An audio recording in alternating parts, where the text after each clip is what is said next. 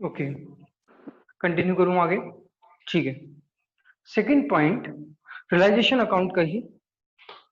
First point क्या था? Transfer करेंगे सारे एसेट को रियलाइजेशन अकाउंट में। अब हम जो सेकंड पॉइंट करेंगे, उस पॉइंट के अंदर सारी लायबिलिटी को रियलाइजेशन अकाउंट में ट्रांसफर करेंगे। चाहते हो तो मैं 1 मिनट का रिवीजन करवा देता हूं। जैसे ही हमारी बैलेंस शीट है, जितने भी एसेट्स आ रहे हैं, कुछ एक्सेप्शन को छोड़कर जितनी भी लायबिलिटीज आ रही हैं, कुछ एक्सेप्शन छोड़कर, क्या क्या एक्सेप्शन होती है लायबिलिटीज के रिगार्डिंग मैं अभी बता दूंगा, उसको हम उठाकर सीधे ट्रांसफर करेंगे एक रियलाइजेशन अकाउंट के अंदर। कभी जेड भी लेकर जाता है या कभी एच भी लेकर, तो दोनों बात सेम होती है। रियलाइजेशन अकाउंट के अंदर क्या करेंगे? ट्रांसफर कर देंगे। बात क्लियर है? अब यदि असेट बेच रहे हैं, जो भी अमाउंट रिसीव्ड होगा वो भी रियलाइजेशन अकाउंट में होगा, और जिस लायबिलिटी का पेमेंट करा जाएगा वो भी रियलाइजेशन अकाउंट से ही करा जाएगा। मेरी बात क्लियर है आप लोगों को?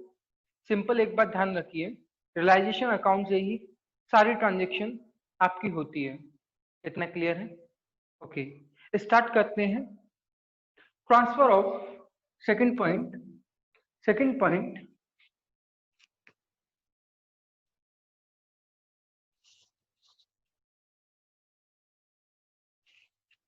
सेकंड पॉइंट ट्रांसफर ऑफ, या फिर सिंपल लिखिए, सारे एसेट का ट्रांसफर कर चुके हैं, अब सारी लायबिलिटीज का ट्रांसफर करेंगे। Transfer all liabilities, transfer all liabilities into realization account, into realization account. Realization account के अंदर हम सारी लायबिलिटीज को ट्रांसफर करेंगे। बात क्लियर है? कैसे करेंगे वो मैं आपको समझाता हूं। क्या क्या ट्रांसफर नहीं करेंगे वो भी बता रहा हूं, जो भी इंपॉर्टेंट पॉइंट्स हैं वो भी बता रहा हूं मैं आपको। वन बाय वन हर एक चीज मैं आपको एक्सप्लेन करता जा रहा हूं। अच्छा, जब हम कोई भी लायबिलिटीज को ट्रांसफर करेंगे रियलाइजेशन अकाउंट में, तो फिर एंट्री क्या होगी? लायबिलिटीज का बैलेंस क्या होता है? क्रेडिट बैलेंस होता है। यदि हम लायबिलिटीज को ट्रांसफर करते हैं तो लायबिलिटी का बैलेंस डेबिट बैलेंस हो जाएगा at the time of transfer. Liabilities account debit, जो भी लायबिलिटीज हो आपकी, liabilities account debit to realization account, to realization account, being liabilities transferred to realization account, being liability transferred to realization account। Okay, मैं exception की बात करूंगा। Exception की बात करूं मैं आपके साथ। ये एक्सेप्शन का मतलब कि कौन कौन से आइटम्स रियलाइजेशन अकाउंट में ट्रांसफर नहीं होंगे। Following items are not transfer to realization, are not transferred to realization account।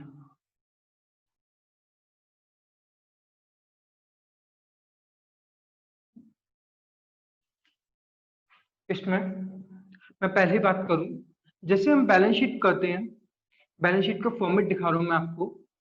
Balance sheet के अंदर कैपिटल आती है, बैलेंस शीट के अंदर कैपिटल आती है, वर्कमैन कंपेंसेशन रिजर्व आता है, या फिर और बहुत सारे आइटम्स आते हैं बैलेंस शीट के अंदर।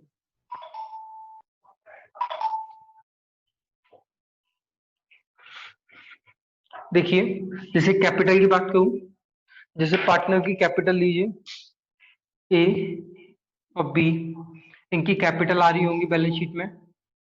मेरी बात क्लियर हो रही है आपको?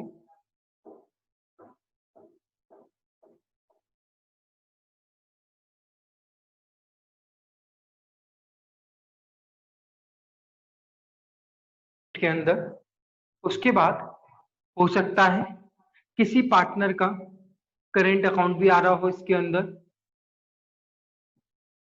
या फिर कोई भी रिजर्व्स आ रहे हो, जैसे कि workman compensation reserve, general reserve, investment fluctuation reserve, ये सब रिजर्व्स आ रहे होंगे, क्रेडिटर्स आ रहे होंगे, या कोई भी लोन होगा वो सब आ रहा होगा। इस तरीके से तो बैलेंस शीट का टोटल लगता है। अब मैं जो आपसे बात करने जा रहा हूं वो मैं आपसे ये कह रहा हूं कि हम लायबिलिटीज में कि हम लायबिलिटीज में कुछ आइटम्स को छोड़कर बाकी सब ट्रांसफर करते हैं। जैसे कि कैपिटल अकाउंट को ट्रांसफर नहीं करेंगे, ना ही हम करेंट अकाउंट के बैलेंस को ट्रांसफर करेंगे क्योंकि ये भी कैपिटल अकाउंट में जाएगा, ना ही हम रिजर्व्स को करेंगे। रिजर्व कौन से? Reserve which are not created against asset, मतलब कि वो सारे रिजर्व जो किसी असेट के अगेंस्ट क्रिएट नहीं हुए हैं, जैसे workman compensation reserve, contingency reserve, general reserve and so on.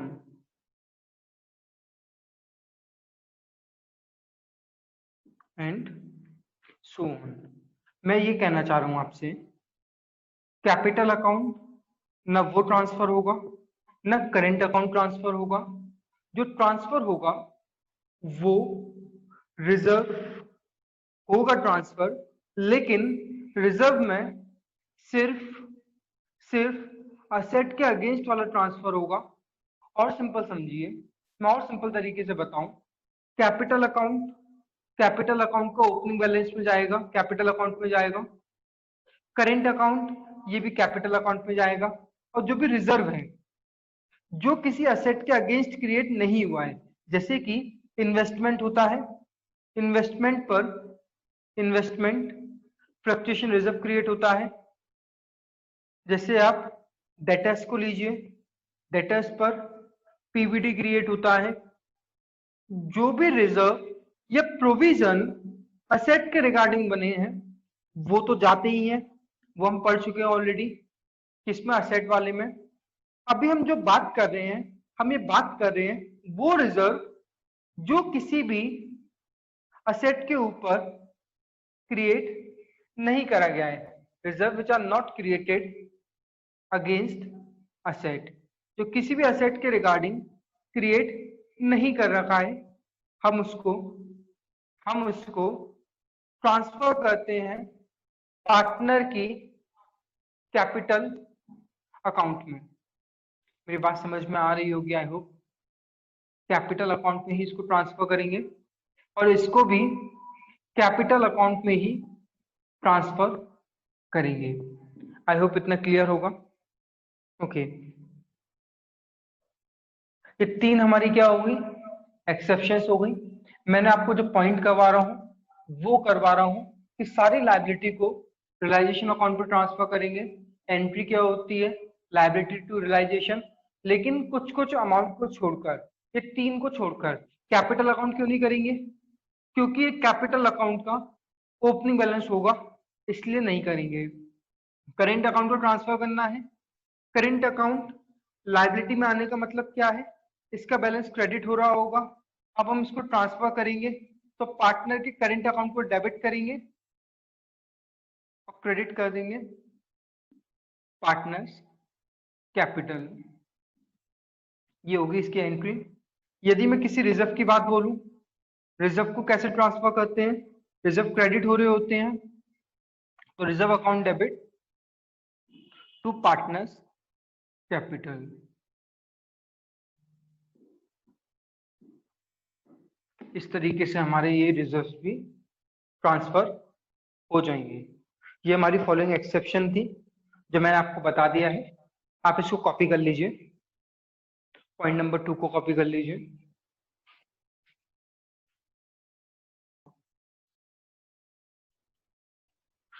Okay, आगे कंटिन्यू करते हैं।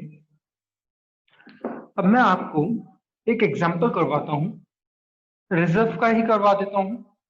वो रिजर्व का एग्जांपल वर्कमैन कंपेंसेशन रिजर्व का एग्जांपल है। मैं पहले एक एग्जांपल करवाना चाह रहा हूँ जिससे कि इस टॉपिक को मैं थोड़ा और अच्छे से आपको समझा सकूं। एक एग्जांपल लिखिए, एग्जांपल नंबर 1। मैं एक बैलेंस शीट का एक्सट्रैक्ट बना रहा हूँ। इसके अंदर वर्कमैन कंपेंसेशन रिजर्व आ रहा है 80,000 रुपए का। बात क्लियर है? ये एक्सट्रैक्ट बना रखा है तो टोटल लगना संभव नहीं है। ओके, मैं केसेस लिख रहा हूं। केस नंबर 1, जो वर्कमैन कंपेंसेशन की लायबिलिटी है, वर्कमैन कंपेंसेशन लायबिलिटी इज ₹0, कुछ भी लायबिलिटी नहीं है। Case number 2, workman compensation liability is ₹50,000, 50,000 की लाइबिलिटी है। Case number 3, workman compensation liability is ₹80,000। Case number 4, workman compensation liability is ₹1,00,000। मैंने 4 केसेस आपके सामने बनाए हैं। केसेस को कॉपी करिए, फिर आगे कंटिन्यू करेंगे। मैं केस नंबर 1 की बात कर रहा हूं। मेरे को एक बात बताइए, जैसे आप प्रीवियस चैप्टर करते हुए आए हैं, एडमिशन हुआ या रिटायरमेंट हुआ या डेथ हुआ या फिर चेंजिंग प्रॉफिट शेयरिंग रेशियो का चैप्टर हुआ, हम क्या करते थे, जितने भी रिजर्व्स होते थे सारे रिजर्व को रिटर्न ऑफ मतलब कि पार्टनर्स कैपिटल में ट्रांसफर कर देते थे। तो हम करते क्या थे, जितने भी रिजर्व्स थे इन सारे रिजर्व को डेबिट करते थे खत्म करने के लिए। ठीक वैसे ही अब होगा, जो रिजर्व है इसको क्या करेंगे, डेबिट करेंगे। Workman compensation reserve account debit. कितने का रिजर्व है, 80,000, इसको डेबिट करेंगे। आई होप इतना क्लियर होगा आप लोगों को। ओके, अब आप हर एक केस को देखते जाइए। केस नंबर 1, यदि कोई भी लायबिलिटी नहीं है तो क्या होगा, तो रिजर्व किस में बढ़ जाएगा, पार्टनर्स कैपिटल में। टू पार्टनर्स कैपिटल, जो भी पार्टनर हो उनमें बढ़ जाएगा 80,000 रुपए। अरे बिल्कुल सेम ट्रीटमेंट होगा जैसे आप करते हुए आए हैं।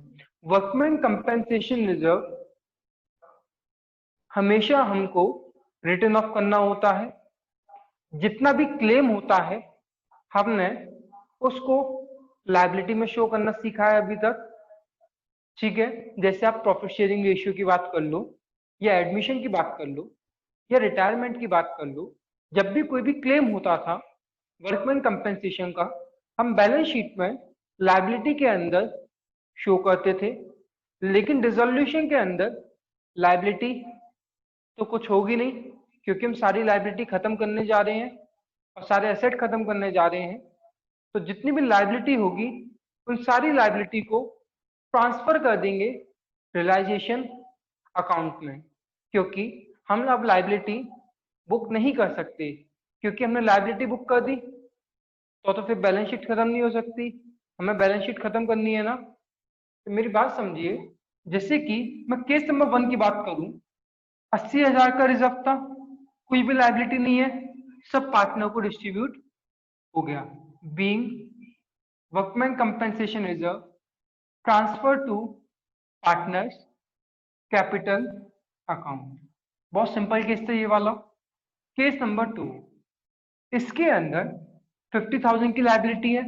चलो जो भी लाइबिलिटी हो वो हम अभी देख लेंगे।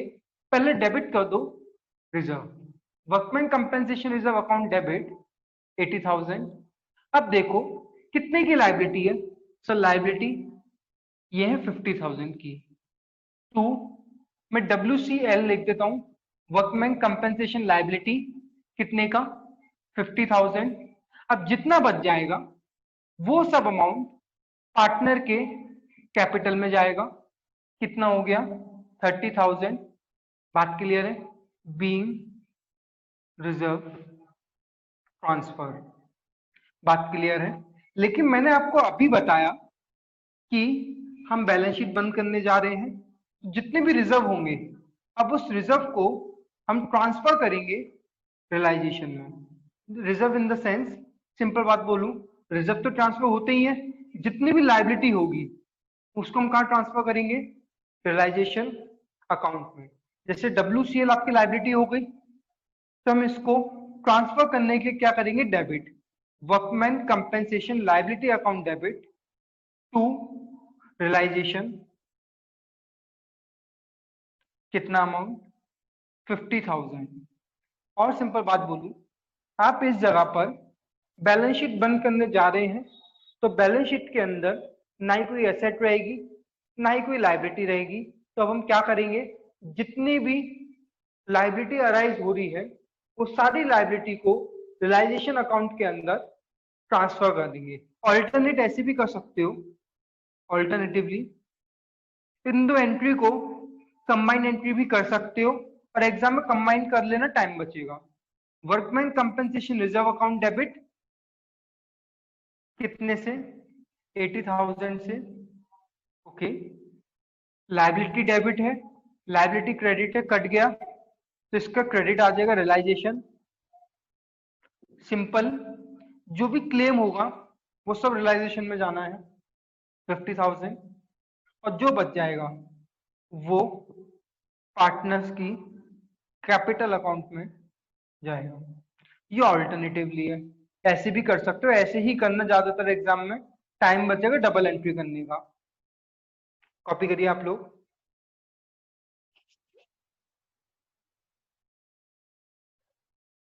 केस 1 हो गया, केस 2 हो गया। एक काम करते हैं, पहले केस 3 और डिस्कस करते हैं। केस 3 फिर कॉपी कर लेना आप आराम से। केस 3 में जो लाइबिलिटी है वो 80,000 की है और 80,000 का रिजर्व है। Workman compensation reserve account debit to workman compensation liability कितने की 80,000 ये रही, 80,000 ये रही, being reserve adjusted against liability. और जितनी भी लाइबिलिटी आएगी वो सारी लाइबिलिटी कहाँ ट्रांसफर कर दी जाएगी, रियलाइजेशन अकाउंट में। आप चाहो ऑल्टरनेटिवली एक कंबाइन एंट्री पास करो, वो कंबाइन एंट्री सीधे क्या होगी, workman compensation reserve account debit to realization, खत्म। कितने अमाउंट से 80,000 से।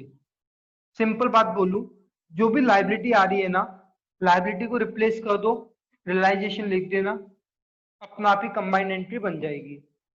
केस नंबर 3 और हो गया।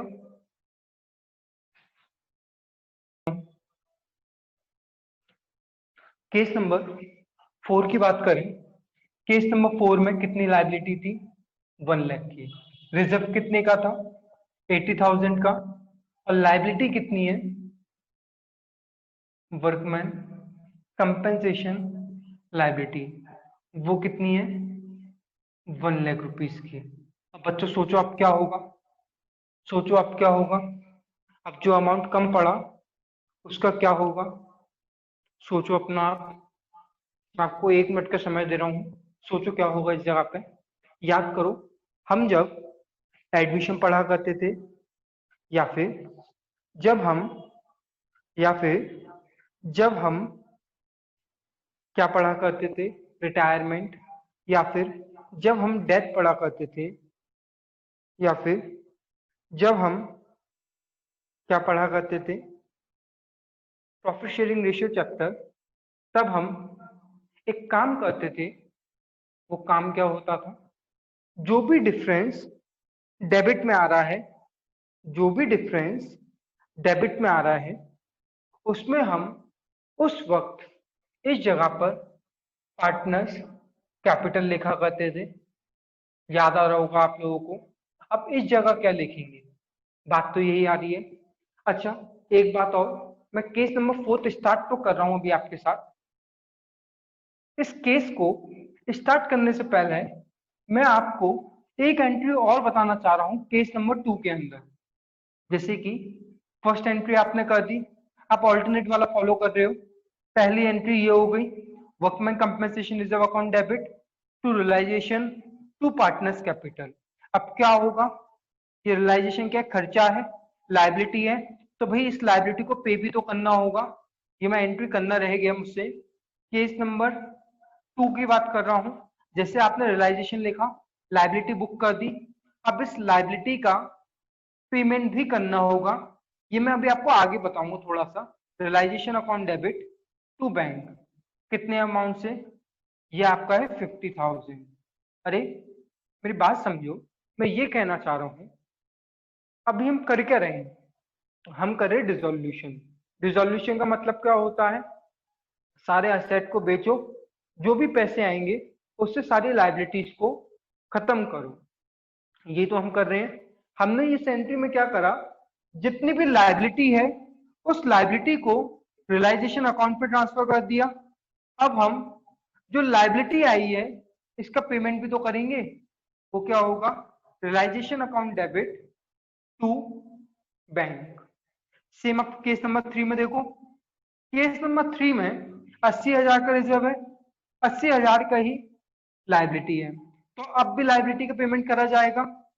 Realisation account debit to bank.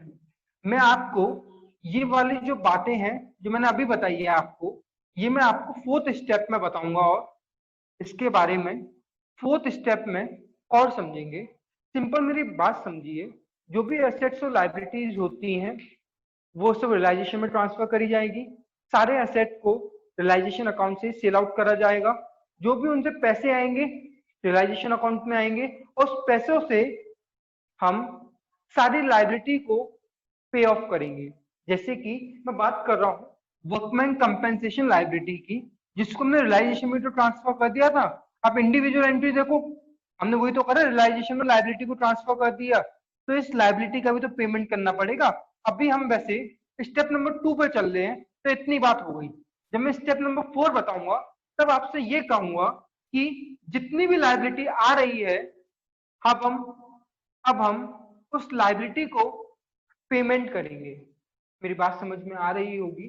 जो भी लाइबिलिटी आती है हमें क्या करना होता है, उन सारी लाइबिलिटीज का उन सारी लाइबिलिटी का पेमेंट करना होता है।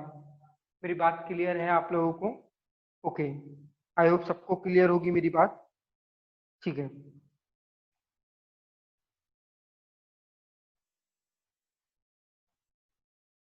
आगे कंटिन्यू करूं मैं वापस। ओके, मैं केस नंबर 4 की बात कर रहा था।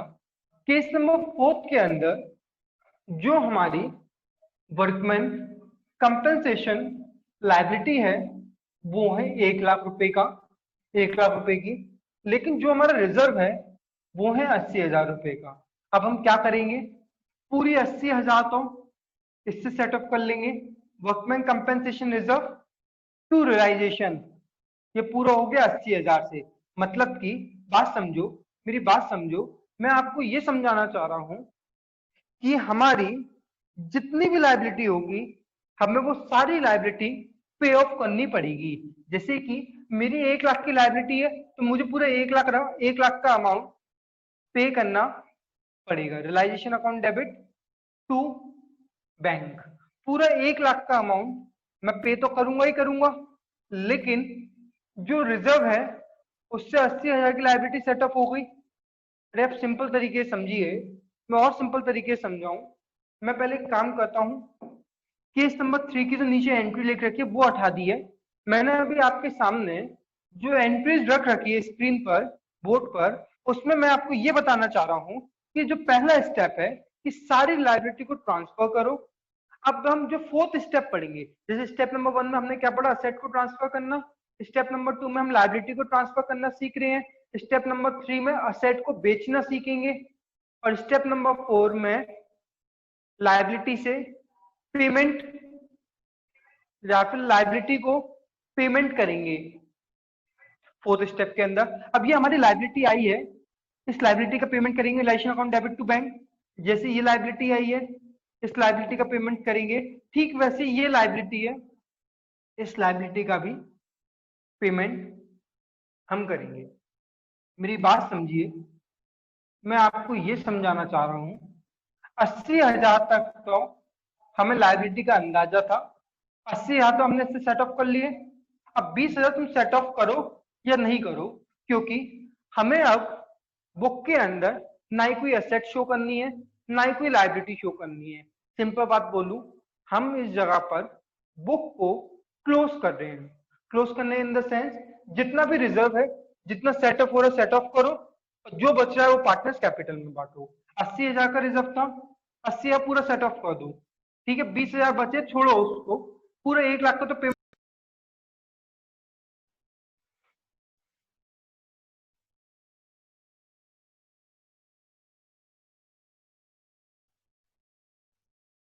देखिए, सिंपल बात बोलूं, रियलाइजेशन अकाउंट में मैंने आपसे फर्स्ट पॉइंट में कहा कि सारे असेट को ट्रांसफर करो। सेकंड पॉइंट में कहा कि सारी लाइबिलिटी को ट्रांसफर करो। ये कहां से ट्रांसफर करे जा रहे हैं, ये ट्रांसफर करे जा रहे हैं बैलेंस शीट में। जो भी बैलेंस शीट के अंदर लाइबिलिटी या असेट आ रहा है उसको हम ट्रांसफर करने की बात कर रहे हैं। मतलब कि ये मैं कहना चाह रहा हूं आपसे, जो भी बैलेंस शीट में असेट आ रहा है या लाइबिलिटी आ रही है, इसको हम यही बोलेंगे, रिकॉर्डेड असेट एंड लाइबिलिटी। जो भी बैलेंस शीट में असेट एंड लाइबिलिटी रिकॉर्ड कर रखी है उसको ट्रांसफर करो रियलाइजेशन अकाउंट में। और थर्ड और फोर्थ पॉइंट कहता है सेटलमेंट करने को। क्या कहता है, सेटलमेंट। असेट को बेचो, जो भी बेचने से पैसे आएगा उसको लाइबिलिटी को दो। इसके अंदर रिकॉर्डेड हो या अनरिकॉर्डेड हो, इसमें दोनों ही बात करी जाएगी। पहला और दूसरा पॉइंट बेसिकली बैलेंस शीट को खत्म करने के लिए इन फर्स्ट और सेकंड पॉइंट को इंट्रोड्यूस कर रखा है। फर्स्ट और सेकंड पॉइंट में सारे एसेट और लायबिलिटी को ट्रांसफर करो जो रिकॉर्ड है बैलेंस शीट में, जो रिकॉर्ड नहीं है सीधे उसका सेटलमेंट करो थर्ड या फोर्थ पॉइंट में। असेट है तो पैसे आ रहे तो पैसे रिसीव करो, यदि पैसे जा रहे हैं तो पेमेंट करो थर्ड और फोर्थ पॉइंट में। फिफ्थ पॉइंट बाद में डिस्कस करेंगे। मेरी बात क्लियर हो गई होगी आई होप आप लोगों को। फर्स्ट पॉइंट पे सारी एसेट को ट्रांसफर करो और लाइबिलिटी को ट्रांसफर, ये वही एसेट और लाइबिलिटी जो रिकॉर्ड है। कहाँ रिकॉर्ड है, बैलेंस शीट में, ठीक है ना, उसको ट्रांसफर करो। और फिर क्या करो, रिकॉर्डेड हो या अनरिकॉर्डेड हो, फिर इनका क्या करो, सेटलमेंट करो थर्ड या फोर्थ पॉइंट में। बात क्लियर है, मैं आगे डिस्कस करूं आपसे। ओके, मैं आगे बात करूं आपसे। वो वो पॉइंट है हमारा third point and fourth point. मैं वन बाय वन एक एक पॉइंट को डिस्कस करना चाह रहा हूं। जैसे मैंने अभी आपको बताया, फर्स्ट और सेकंड पॉइंट क्या करता है, सारे एसेट और सारी लायबिलिटी को ट्रांसफर करता है। बैलेंस शीट के सारे एसेट और लायबिलिटी को ट्रांसफर करता है रियलाइजेशन अकाउंट में। और जो थर्ड और फोर्थ पॉइंट है वो सारी एसेट और सारी लायबिलिटी, मतलब कि जो बैलेंस शीट में आ रही है या फिर जो बैलेंस शीट में नहीं आ रही है, या फिर जो रिकॉर्ड है या फिर जो अनरिकॉर्ड है, सारी एसेट और लायबिलिटी का सेटलमेंट की बात थर्ड पॉइंट करता है। थर्ड पॉइंट और fourth point basically disposal of asset के रिगार्डिंग, डिस्पोजल ऑफ असेट, ये हमारा थर्ड पॉइंट। थर्ड पॉइंट क्या कह रहा है, असेट को बेचने की बात कह रहा है। जो भी असेट, जैसे आपने रियलाइजेशन अकाउंट बनाया, रियलाइजेशन अकाउंट में सारी असेट इधर आ गई होगी और सारी लायबिलिटी इधर आ गई होगी। जो भी असेट्स और लायबिलिटी बैलेंस शीट से हटकर रियलाइजेशन अकाउंट के अंदर गई है, जैसे ये वाली इधर आ गई और ये वाली इधर चली गई, अब इन सब का सेटलमेंट करा जाएगा। जिसमें पहला क्या है, थर्ड वाले पॉइंट में अब हम असेट को बेचेंगे, असेट बेचेंगे, पैसे आएंगे और क्रेडिट करा जाएगा रियलाइजेशन, क्योंकि अब हम क्या करेंगे, रियलाइजेशन अकाउंट से ही एडजस्ट करेंगे, क्योंकि सारे असेट खत्म हो चुके हैं, वो असेट रियलाइजेशन अकाउंट में ही मिक्स हो गए हैं। अब जो भी पैसे आएंगे वो सारे पैसे रियलाइजेशन अकाउंट के थ्रू ही आएंगे।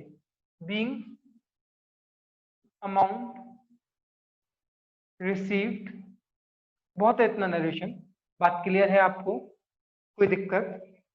ओके। और सिंपल तरीके से मैं लिखूं आपसे, और सिंपल तरीके से बात करूं केस की, इस केस की हेडिंग बना सकते हो, इस केस की मैं हेडिंग बनवाता हूं, A point, sale of assets whether recorded और unrecorded, sale of assets whether it is recorded, जिससे कंफ्यूजन नहीं होगा इसलिए मैं आपको लिखवा रहा हूं, वेदर इट इज रिकॉर्डेड और अनरिकॉर्डेड। मतलब कि कोई मतलब नहीं कि रिकॉर्डेड हो या अनरिकॉर्डेड हो, असेट बिक रहा है तो भाई ये एंट्री होगी आपकी बैंक या फिर कैश, कैश या बैंक कुछ भी हो सकता है। ये ए पॉइंट की, ये ए पॉइंट है, इसके ऊपर लिख लेना, इसकी एंट्री आपकी ये हो गई। बात क्लियर है? उसके बाद B point, asset taken over by partner. पहला केस क्या पड़ा, जो भी असेट थी वो हम बेच रहे थे। Second point, asset taken over by partner, asset कुछ भी हो सकता है, रिकॉर्डेड हो या फिर अनरिकॉर्डेड हो। बात क्लियर है? ओके। यदि पार्टनर लेके जा रहा है, रियलाइजेशन तो क्रेडिट होना ही होना है, क्योंकि असेट वापस से जा रही है। ये रहा डेबिट होगा पार्टनर कैपिटल, भाई पैसे आएंगे तो कैश बैंक होगा, पार्टनर लेके जाएगा तो पार्टनर्स कैपिटल होगा डेबिट। ये बी पॉइंट की एंट्री हो गई।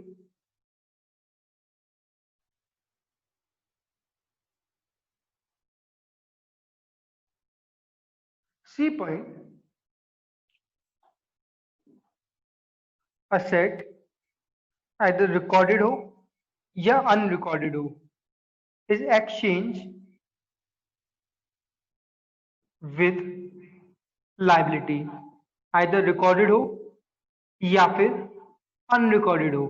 कोई भी असेट, जैसे रिकॉर्डेड असेट है, आइदर रिकॉर्डेड लाइबिलिटी से सेटअप हो सकती है, या फिर रिकॉर्डेड असेट अनरिकॉर्डेड से हो सकती है, या फिर अनरिकॉर्डेड रिकॉर्डेड से हो सकती है, या अनरिकॉर्डेड अनरिकॉर्डेड से होगी। जितने परमुटेशन कॉम्बिनेशन बनेंगे जिसमें असेट्स और लाइबिलिटी का एक्सचेंज हो रहा है, उस केस में कोई भी एंट्री नहीं होगी।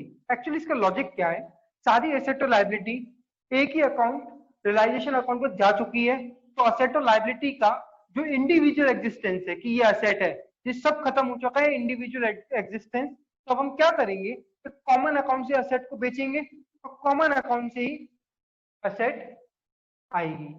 मतलब कि सिंपल सिंपल एक रियलाइजेशन अकाउंट ही होगा जिससे अब हम सारे सेटलमेंट करेंगे। अरे अब असेट है, असेट से पैसे आते हैं तो कैश टू रियलाइजेशन। यदि आप असेट को किसी भी लाइबिलिटी के सेटअप कर रहे हो और लाइबिलिटी का इंडिविजुअल नाम है नहीं, अब उसको हम सेटअप करते हैं रियलाइजेशन अकाउंट के थ्रू, रियलाइजेशन ही डेबिट होगा और रियलाइजेशन ही क्रेडिट होगा। जैसे असेट है, असेट में रियलाइजेशन क्रेडिट हो रहा है और लाइबिलिटी होगी तो रियलाइजेशन डेबिट होगा। तो मतलब कि रियलाइजेशन डेबिट हो रहा है और रियलाइजेशन ही क्रेडिट हो रहा है, तो इस केस में कोई भी एंट्री नहीं करेंगे। सिंपल बात, यदि असेट और लाइबिलिटी में एक्सचेंज हो रहा है तो कोई भी जनरल एंट्री पास नहीं होगी। बात क्लियर है? ये आपका पॉइंट नंबर थर्ड ओवर हुआ।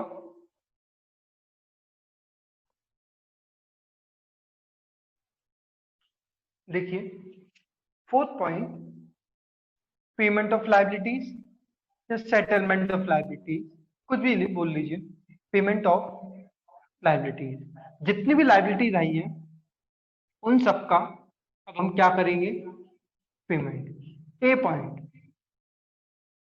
Point, payment of liabilities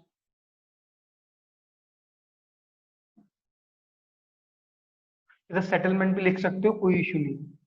settlement of liability, जिसमें पहला क्या, payment of liability. Liability either recorded हो या अनरिकॉर्डेड हो, इससे कोई भी मतलब नहीं है। जो भी लाइबिलिटी होगी सारी लाइबिलिटी को पे करा जाएगा। एंट्री क्या होगी, realization account debit to bank, कि पैसे हमारे पास से जा रहे हैं, और लाइबिलिटी को अब नहीं लिख सकते, अब हम क्या लिखेंगे, रियलाइजेशन। जो भी अमाउंट हो वो अमाउंट इधर आ जाएगा। यदि कोई भी liability being liability paid. B point, यदि कोई भी लाइबिलिटी लेकर जा रहा है partner, liability taken over by partner. यदि कोई भी पार्टनर कह रहा है कि इस लाइबिलिटी को मैं पे कर दूंगा अपने पास से, तो अब हम क्या करेंगे, बैंक की बजाय इधर पार्टनर कैपिटल अकाउंट लिख देंगे। लाइबिलिटी आइदर रिकॉर्डेड हो सकती है या अनरिकॉर्डेड हो सकती है। Realization account debit to partners capital account.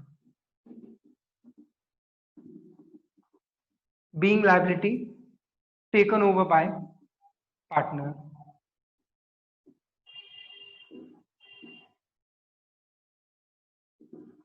Being liability taken over by partner।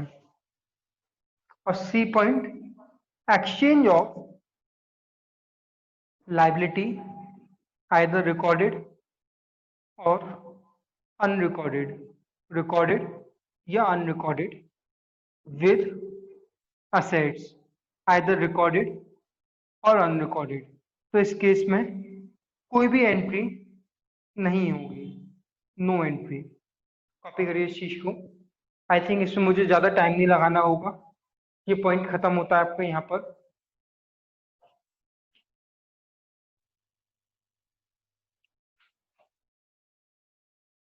मैंने क्या बताया आपको, 2 नोट कॉपी करवाए हैं।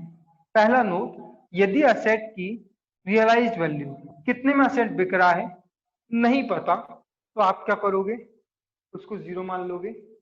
यदि लाइबिलिटी की सेटलमेंट वैल्यू नहीं पता, तो जो आपकी बैलेंस शीट वैल्यू है आप उसी वैल्यू में ही सेटल करोगे लाइबिलिटी को।